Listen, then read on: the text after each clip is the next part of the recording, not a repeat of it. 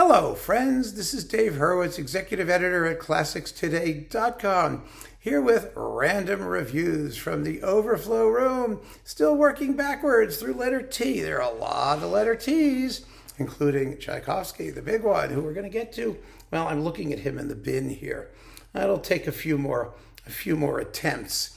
But after a few more of these, we will be there, and that's going to be a long project. It's going to be a series of chats because there's like so much Tchaikovsky sitting there, tons of it. But first, we begin with the TOs, Joan Tower, this lovely disc on Koch or Koch with Marin Alsop. Marin Alsop and the Colorado Symphony back in her early days before she was like really famous. You have 5 fanfares for the Uncommon Woman, which of course is a gloss on Copland's Fanfare for the Common Man, her Concerto for Orchestra, and her Duets for Orchestra. Joan Tower is a really seriously good composer. She really is. Her music is not exactly melodic in the conventional sense, or at least it wasn't. What she's doing now, I'm not so sure, but we'll find out eventually. And she, I think, came to notice with her work Sequoia, which was on Nonsuch, recorded by St. Louis Symphony in Slacken. I think I have that upstairs somewhere, or maybe it's down here. I don't know. We'll find it. But she's been fairly well represented on disc because we also have this Naxos recording, which has Made in America, Tambour, and her Concerto for Orchestra. Again, this was the world premiere recording, evidently, with the St. Louis Symphony and Leonard Slatkin. The Nashville Symphony. What am I saying? The Nashville Symphony and Leonard Slatkin. I'm so used to saying Slatkin in St. Louis, it's just engraved in my brain.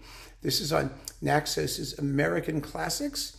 She deserves to be played and get better known. She really does. I really enjoy her music. And here we have Sequoia. Here it was. Yes, this must have been licensed from the Nonsuch people or something like this, but now it's on Louisville First Edition.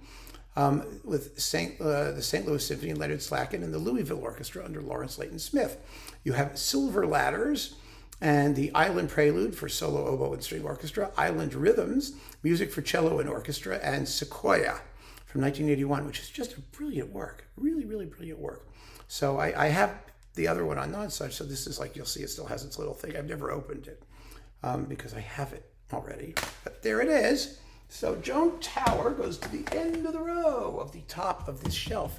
And when this is done, we're going to push everything down and get further away as we fill up shelf number 2. And shelf number 2 goes high. That's a 10-row shelf. Some of these shelves are like 1, 2, 3, 4, it's 5 rows and then 5 more on top. So yeah, it's a growing, as they say. So after Joan Tower, what have we got? Charles. I keep thinking it's Marcel. I don't know why. Charles Tournemire. Now, I've talked about Tournamire. I did a whole series on all the Tournamire symphonies in my fabulous concert program series where we programmed all the Tournamire symphonies. And I have a few in my overflow room. Most of them are upstairs because I listen to them regularly and I really think they're cool and important. This is number 7, The Dances of Life with the Moscow Symphony and Antonio D'Almeida. Not as good a performance as this one, which is on Valois, because this is terribly slow. I mean, Tony was a wonderful conductor and a very nice guy, but this was just unfamiliar music, and the Moscow Symphony Orchestra wasn't the greatest, and it seems to really take forever. Whereas this one is livelier and noisier and better recorded and just better generally. And this has my spare of Symphony number 3, Moscow, or The Bells of Moscow, which I think is one of the most beautiful early 20th century cyclical form, glorious pieces of music. I did a separate talk about this. Some of you went and actually listened to it after I did the talk, and you loved it, as I knew you would. So now I get to say all over again, if you haven't heard Tournamire's 3rd Symphony, The Bells of Moscow, or the Moscow Symphony, it's full of Russian folk music that Rachmaninoff and those people used. Oh, you've got to hear it. It's so beautiful. Unbelievably beautiful. There's that. Then, let's see. We have Tournamire, The Last Symphonic Organ Works, with Timothy Ticker on the organ of St. Ignatius Church, University of San Francisco. It's his 2 frescoes, 2 sacred symphonic frescoes. Let's get it straight. And then his Symphonie Sacrée. These are all dedicated to, well, 2 of them are dedicated to his wife, Madame A.C. Tournemire. A beautiful work that consists of a prelude, an interlude, a free fugue, an interlude, a lead, an interlude, and the Grand Développement Terminal, which does exactly what it says it's supposed to. And then his Symphony Chorale, Opus 69 from 1935, which it's really, these are very cool. I mean, the way he does these. The first movement is exposition, first theme group, second theme group, third theme group, first development, second development, adagio, scherzo, and finale. Get it? All wrapped up in one movement. These are fun, his symphonic organ works. They really are. If you're a French organ music guy, and actually, although I find the organ to be a subject of mirth most of the time, and I'm not a fan of much organ music after Bach, the French school is the exception. The Mendelssohn organ sonatas and the late 19th century French stuff. Very, very interesting. And early 20th century, yes. So there's Tournamire.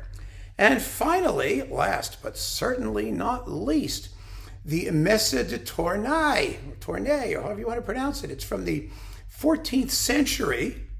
No one knows who wrote it. This is the performance with Ensemble Organum under Marcel Perez. Now, I had a performance of this we just talked about in this series with Trio Medieval. So I guess it's like was the greatest hit of the 14th century, liturgically anyway. And here you've got, the mass intermixed with, all kinds of chants and other things to make like a complete program of this stuff. I play it like once every 400 years because, just because. It's not exactly what I listen to when I want to have a good time, although it's quite beautiful and historically it's quite interesting. So let's leave it at that. So thank you so much for joining me, friends, for these random reviews from the Overflow Room. We're getting closer to the big names under the letter T. Take care.